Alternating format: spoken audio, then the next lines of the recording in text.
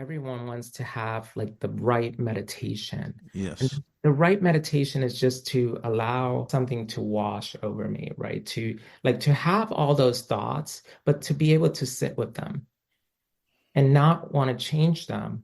Right. It's a kind of filtering. It's like, yeah, like maybe I'm thinking about something that disappointed me, or maybe I'm obsessing about something, but just to watch that and just to be okay with that, because then that helps me in an interaction later on in the day, which I can't foresee, where like that interaction might be annoying. It's through that process that then I can show up differently in an interaction where like maybe I'm impatient, that I can be accepting of whatever is happening. I may be led to a different path. I heard it through the grapevine. Welcome. It's AA Grapevine Half Hour Variety Hour, featuring the collected voices of Alcoholics Anonymous. I'm Olis, an alcoholic in transition. Now, is that gender transition? You know, that's really very funny. No, it's a physical transition. You know, I was in New York, then I was in Oakland, California, where I got sober. And then I was in Fort Lee, New Jersey, while I was in Harlem in between. And now... So you're saying you don't know where you are. I'm moving around. Where in the world is Olis? Exactly. I am shining my little light from place to place. That's what I'm doing. You ought to be wearing a striped t-shirt. Like Waldo. Yeah. Where's Waldo? I'm Don. I know where I am. I'm in Greensboro, North Carolina. Are you sure? Yeah, I'm pretty sure about that. Yeah, I'm stuck actually in a good way. This is my home. Well, Alice, you know what I've been doing? I have started a tradition workshop with Monica F. I love Monica. It's a closed group, but it's an in-depth workshop, and I mean in-depth. Well, here's the thing. I know the traditions. I've studied the traditions. I love the tradition meetings that I've gone to, but I've never studied them and applied them to something other than AA as a whole. And this is to apply the traditions to 4 different areas of my life. AA as a whole, my work, my family, and my significant other. So to my wife. Have you ever looked at the tradition checklist that's published by AA Grapevine? Absolutely. It is an excellent group inventory tool. Yeah.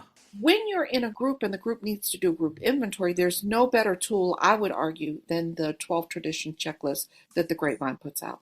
My home group has used that, and it works well. Applying it to all those different areas, though, let me give a couple of the questions. For tradition 1, our common welfare should come first. Personal recovery depends on AA unity. So it's about our welfare, depends on our unity. Am I, in my group, a healing, mending, integrating person, or am I divisive? What about gossip and taking other members' inventories? Ooh. Yeah.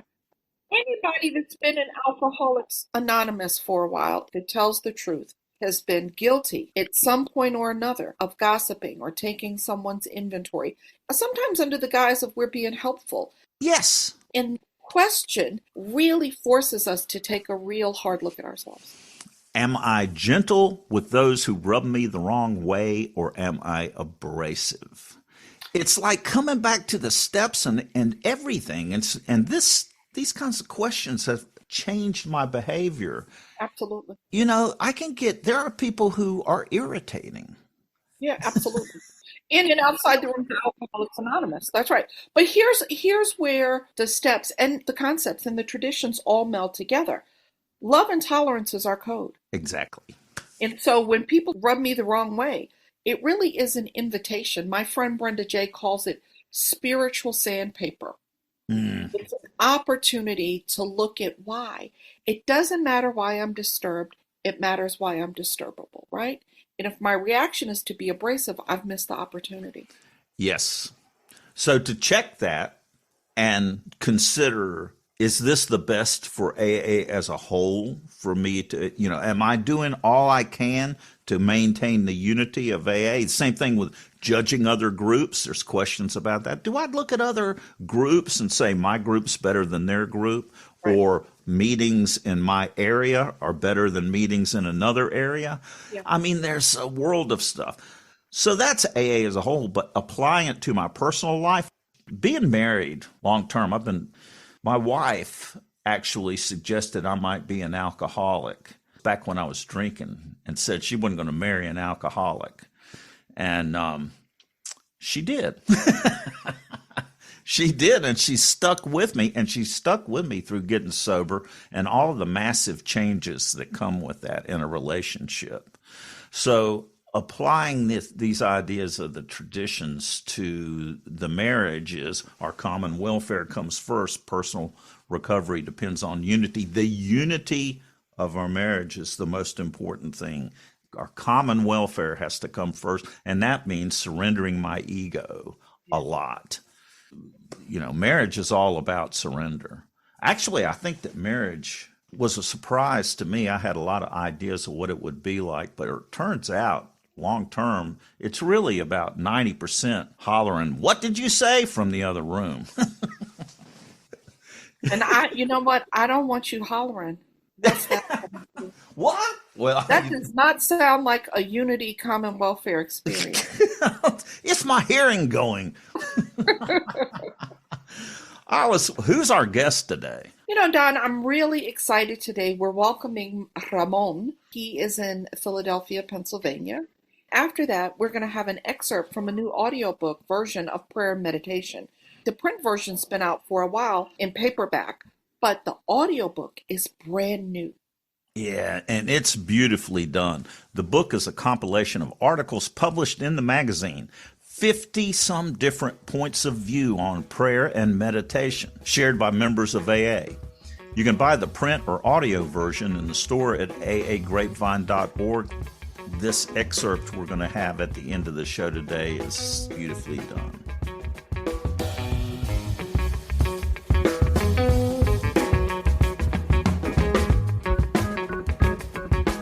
One of the Grapevine's most popular books, Emotional Sobriety 1 and 2. Both are filled with experiences by sober AA members, many with long-term sobriety, about the positive transformations we can achieve by practicing the principles of the program in all aspects of our lives. The stories show how the rewards are serenity, emotional balance, and an increased joy for living. Visit aagrapevine.org/books.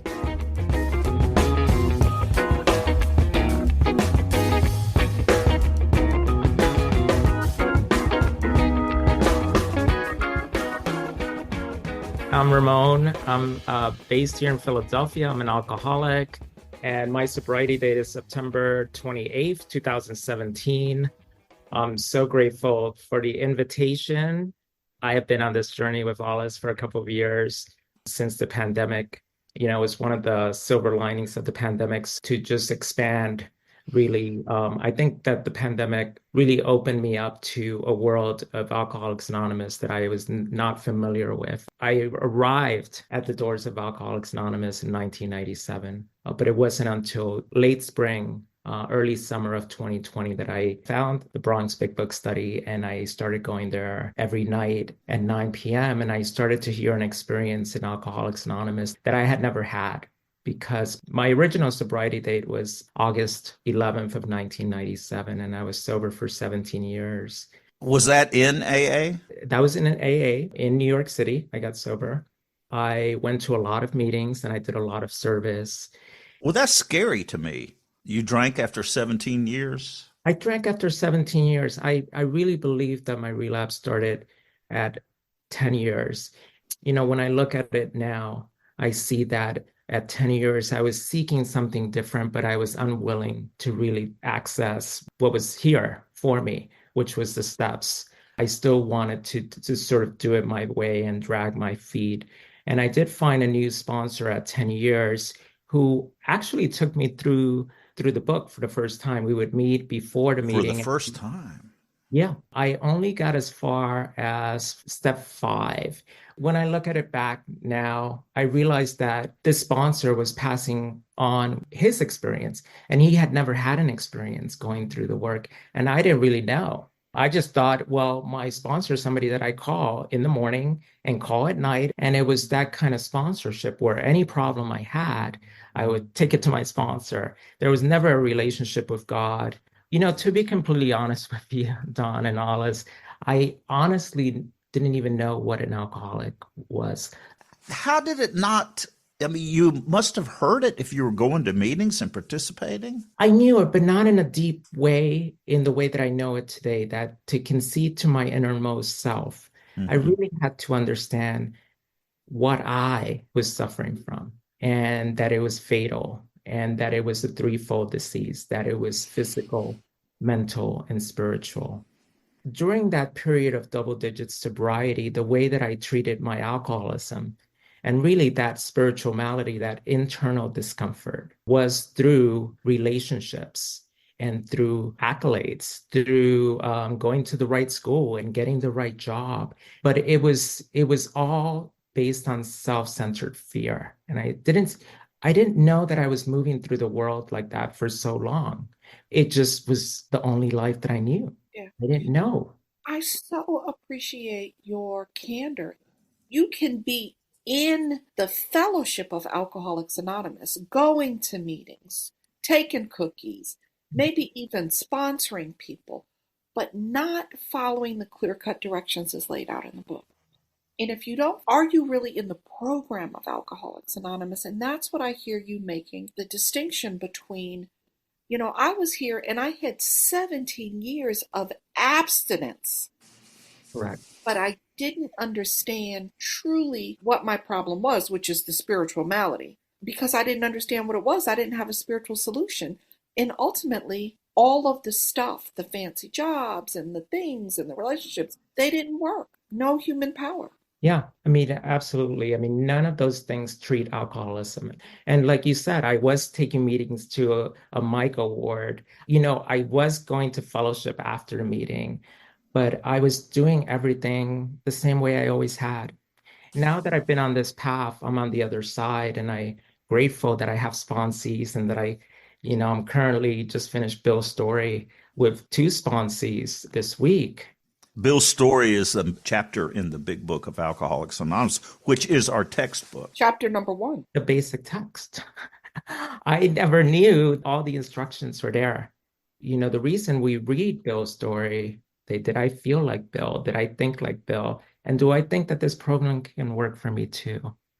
Like reading it in that way, as I was introduced in the winter of 2021, That was in the pandemic. during the pandemic. This was online, I guess. Online, yes. As I said, I came back in 2017. I was going through the work with a sponsor. It was during the pandemic that I saw myself falling back into a similar path. I got up to my 9-step amends, and I realized that I was unwilling to make certain amends. Mm. At the same time, I started to go to solution-based meetings where people were actually talking about the spiritual path, the 12 steps, so that I can access power, so that I can develop a relationship with God. And that's very different than what I had before, which was a belief in God, which was like, I would get down on my knees every morning. Thank you, God, for another day of sobriety. And I'm just going to go about the day with my agenda. Doing it my way. My agenda. Yeah. So how do you develop a relationship instead of a belief? As a result of going through the steps, I developed that relationship. And what I mean by that is that first, the foundation, really, step 1. We have 4 chapters of step in the big book of Alcoholics Anonymous. And those chapters make it abundantly clear to me that I'm powerless and my life is unmanageable, whether I'm drinking or I'm sober. And at the time that I started on this path, right, was after 2 years of coming back. And I found myself back in that hopeless place, still trying to do it my way. I really believe that God really, separated me from me because I was able to start to hear a message that I had never heard. And I started to hear people talk about a spiritual solution. And so that foundation, right? Step one, my life is unmanageable. Wait, I'm not drinking and I'm still have this feeling of being separate. I don't feel a part of. Yes. I feel less than. When I understood that I'm truly powerless, physically, mentally, and spiritually, then that's my foundation. Because from there, I can go into step two, right? Which is came to believe that a power greater than myself could restore me to sanity. I had to see insanity sober. I know I had to be powerless Yeah. to accept that there is insanity in me, in my behavior, and in my constant desire to want to drink. Then there had to be that incredible powerlessness to be willing to ask a power outside of myself for help. Yeah. Because why would I plug into a different power source if I think I still have power to manage my life? So it's really important to see that. Going back to your question, Don, which is how do I develop that relationship? It's because I have to move away from self. And in step two, I start getting that insight. And I go into step three and I make that decision. And I make that decision because I'm not a good manager of my life, but I have to see that. What the beautiful thing is that going line by line through the book, I started to find my truth. And it was very different than sitting at a meeting, a ton of meetings, thousands of meetings, and nodding my head and identifying, but then, I mean, leaving the meeting and then going home and just being in my disease, really. Right. Mm. People call it current day agnosticism, that I believe that there's a God, but I'm still running the show. When I make that decision to go on with the work, to go through this process and to be in this beautiful relationship with this power that I don't know yet, that's really where the relationship starts happening for me. When I started writing inventory, and writing inventory was very different for me this time around because every time I sat down to write inventory, I said a prayer and I asked God to enable me to see the truth about myself and this resentment. When do we write inventory? What is inventory about? So inventory, I use it all the time now, but inventory is really a way for me to take stock of the way really that I've shown up to life. And so we write inventory to see what a resentment is. For me, a resentment is something where like I'm just in this cycle. I'm trapped in my mind because I keep on replaying this event that happened. It could be an event that happened last week, but it could be an event that happened 20 years ago that I'm still attached to, that is still dominating my life, really. And so it's a way for me and for us, it's a practical tool for me to really put pen to paper and just see it in black and white, and then see what is my relationship to this resentment currently. I like this kind of wordplay. Resentment is like resent Hmm. information. So if I'm playing it over and over again, it's being resent to me, and I might have a resentment in there if I'm playing it again and again. And Ramon, which step is this in? Step four. And you said you had a sponsee that was in fear. Is fear a part of the resentment? Yeah, so there's three parts in the fourth step. One is the resentment inventory, which is the 4 columns. Then we go into the fear inventory. And then there's the sex conduct inventory.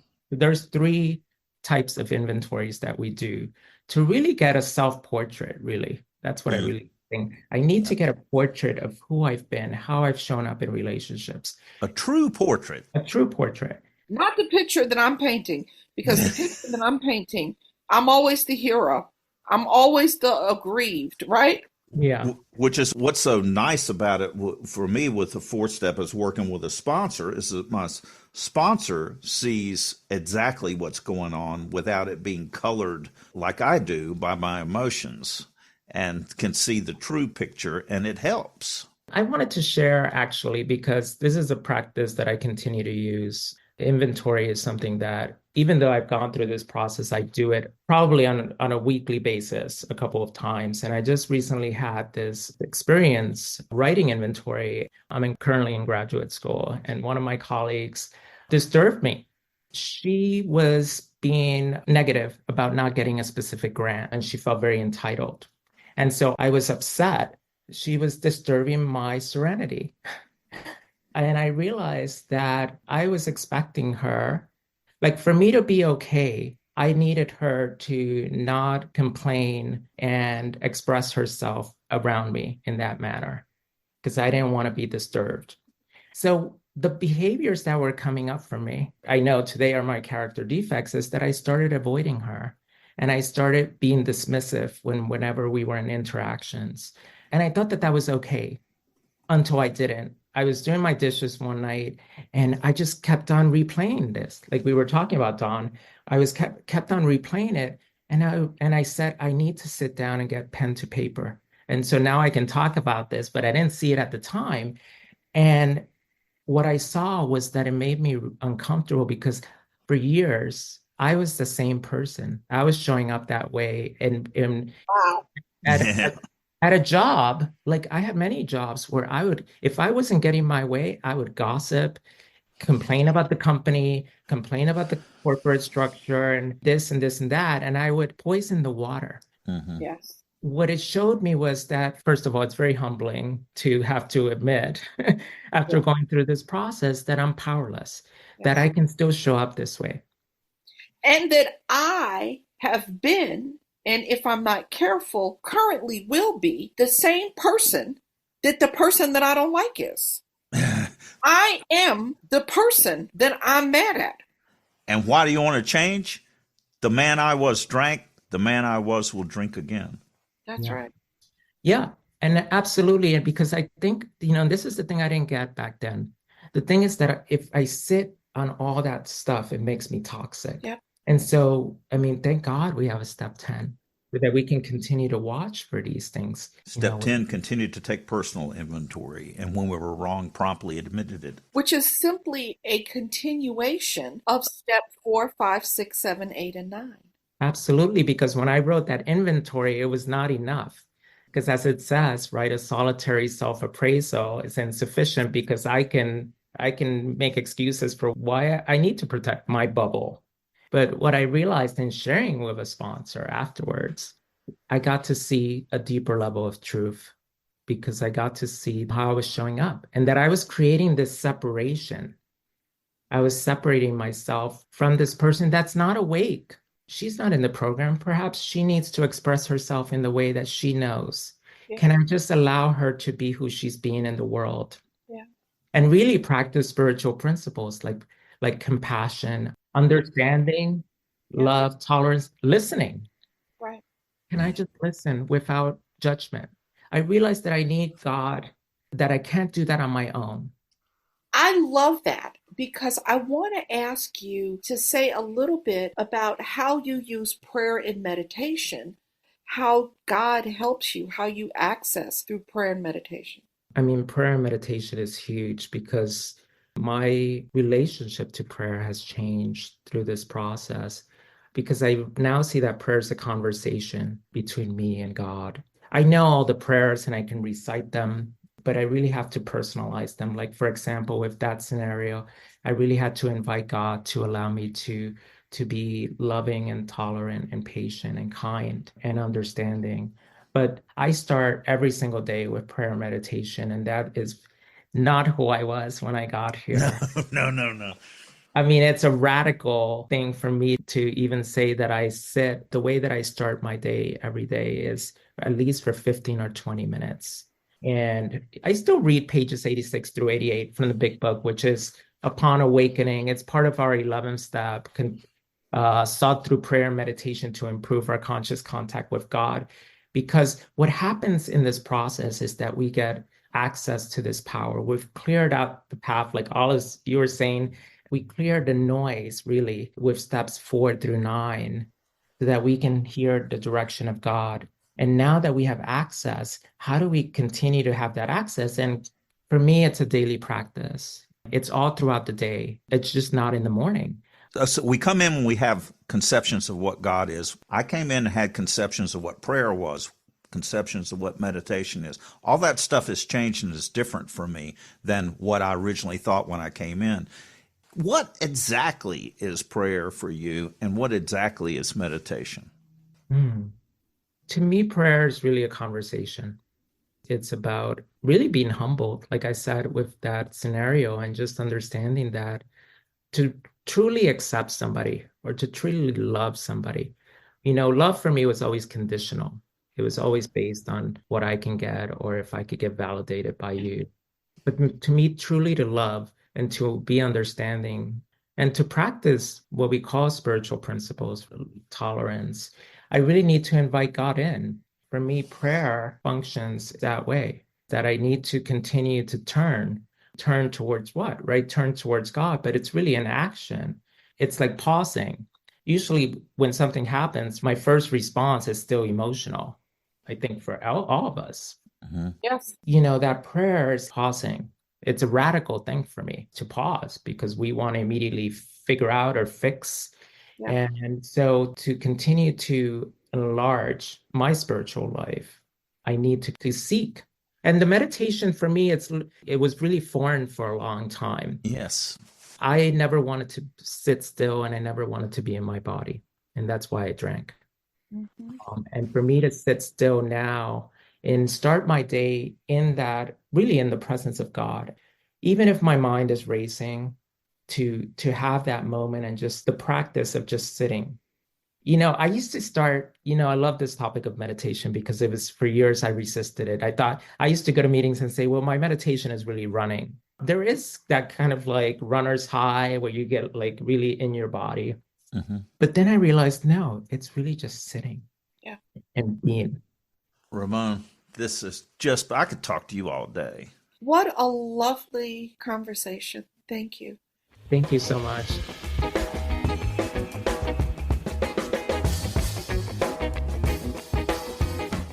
Now we have a 6-minute excerpt from the Grapevine publication, Prayer and Meditation, where AA members share the many ways they connect spiritually.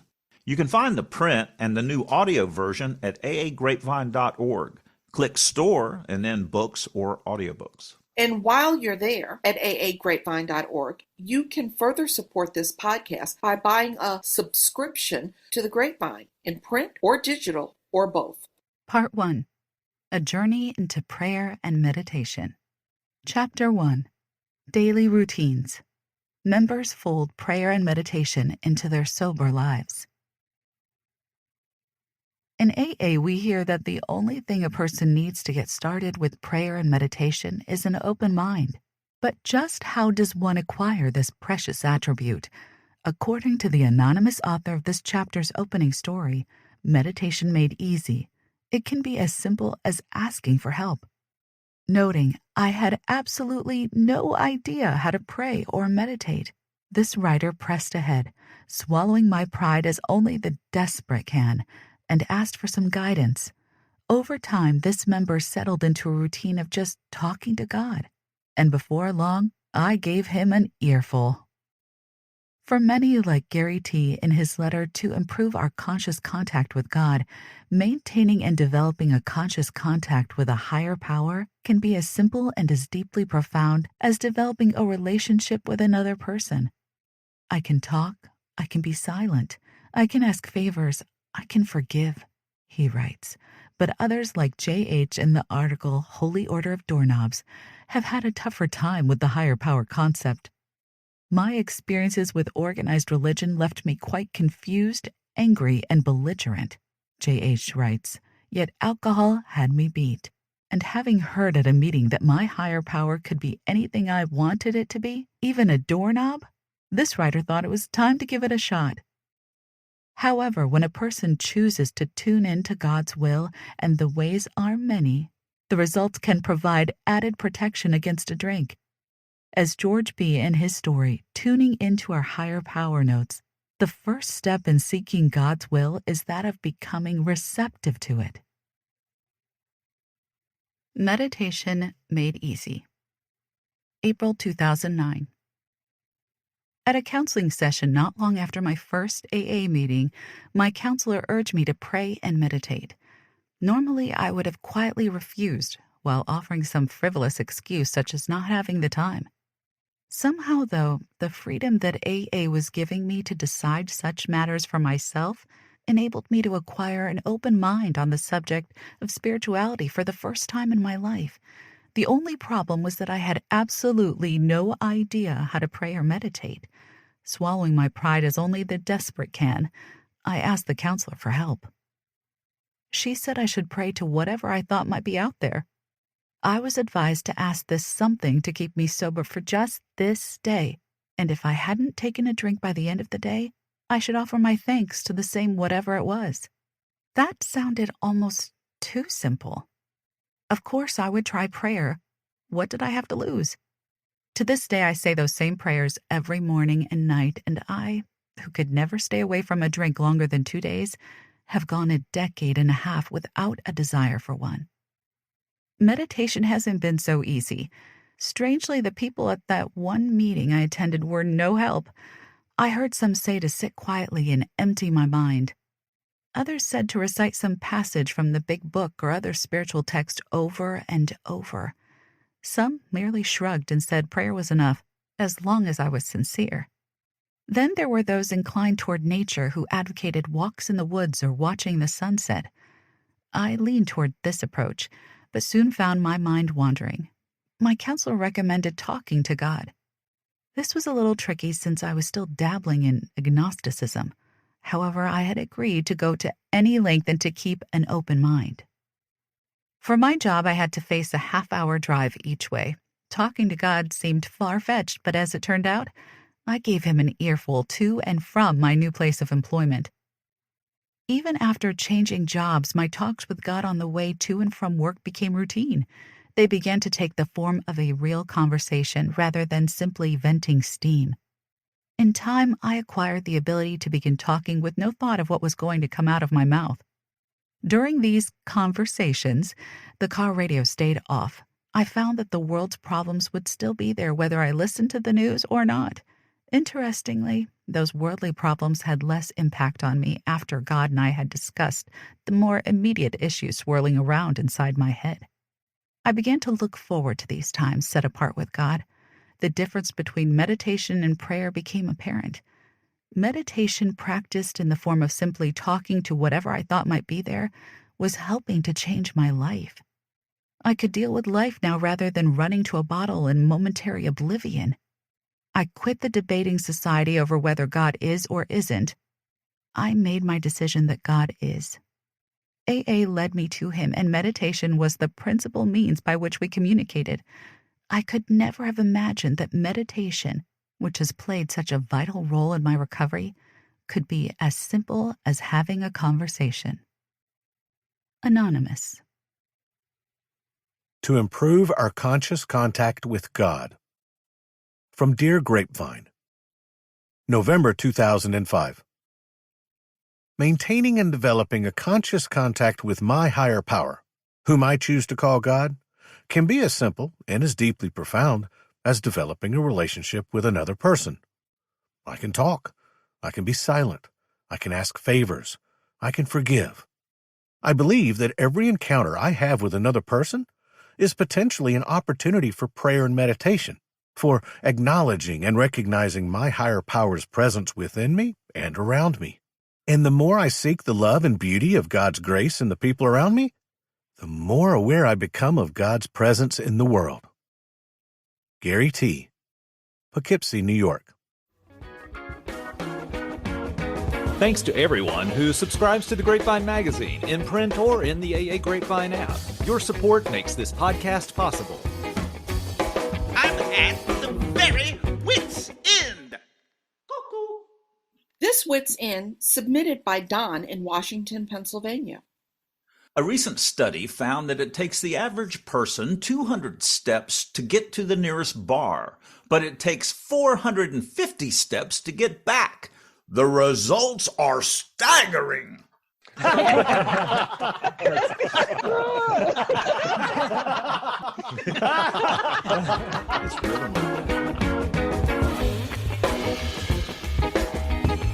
Thanks for joining us. The AA Grapevine Half-Hour Variety Hour is posted every Monday and is produced by AA Grapevine, Inc. We don't speak for AA as a whole. We share the experience, strength, and hope of members to help others recover from alcoholism. Podcast info, including how to call in, is at aagrapevine.org/podcast. Search AA Grapevine in the App Store on your phone or find AA Grapevine on Instagram and YouTube. All things Grapevine are available at aagrapevine.org. If you want to know more about AA, search online for Alcoholics Anonymous in your city or visit aa.org. That was freaking amazing.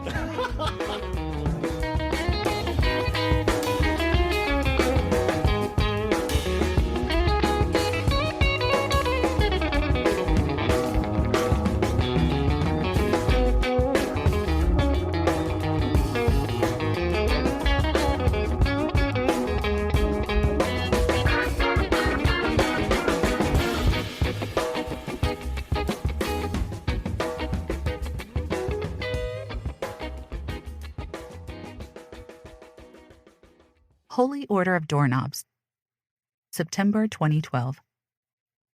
When I was a newcomer to Alcoholics Anonymous, I had a tough time with the higher power concept. My experiences with organized religion left me quite confused, angry, and belligerent. I heard at a meeting that my higher power could be anything I wanted it to be, even a doorknob. My sponsor agreed. A doorknob? The Lord is my doorknob? I shall not lock? This floored me. It was so weird, but I was intrigued. I had not heard of any holy order of doorknobs, and if I had to find a higher power of some kind to stay sober, would this work? I was willing. Alcohol had me beat, I knew that. So starting steps 2 and 3, I went home that night and really thought about making my higher power a doorknob. I'd been agnostic up to that point, so I figured it wasn't that much of a stretch to make a higher power out of some sort of random piece of hardware. That night before I went to bed, I drew the curtains, made sure no one was around. I lived alone, but I had to be sure. Got on my knees and said half-jokingly, "Oh, holy doorknob, thank you for another day alive and sober. I pray for the alcoholic who still suffers. I ask for a good night's sleep, and we'll see you tomorrow." And I went to bed. I slept well. The next day, I woke up and headed to the bathroom where I encountered my first visit with my new higher power. The bathroom door was closed. What was weird was that I actually remembered my prayer from the night before. I knew that I would either need to open the door or explore other options, none of which were easier or softer or sanitary. So I acknowledged my higher power doorknob and opened the door. Once there, I saw the toilet lid down. I looked at that as kind of a door also. The shower also had a glass door on it. All of the knobs and handles on the kitchen cabinets and faucets got me through my coffee and breakfast before I even considered leaving the apartment through another door. As I prepared for work and locked the door to my apartment, another doorknob, I got into my car, door handle, drove to my work as a housekeeper in a hotel. Every day at work, I knocked on 12 doors, which I had to open to do my job, and of course each room had a doorknob, on both sides of the door, by the way. On this particular day, someone was out sick, so I had an additional 5 more rooms to clean than normal. Throughout the day, I acknowledged each doorknob silently to myself. It was a consistent and constant reminder. After work, I went to the local supermarket. As I stood outside the sliding doors, it occurred to me that here there was no doorknob.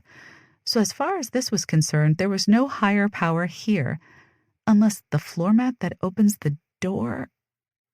As I stood there staring at the floor mat in front of the grocery store, wondering whether God existed or not, a lady came out with her grocery cart and said hello. I said hello and immediately walked in. Ha, I thought, didn't need God for that door. But then another thought crossed my mind. What if God had sent that lady to open the door for me so I could go inside? Was I sure that wasn't the case? Could God send helpers? I didn't know. Why not? I decided right then to surrender.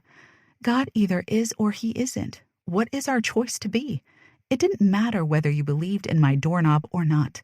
My life is easier if I use doorknobs. Otherwise, I'm trapped behind walls, just like drinking again.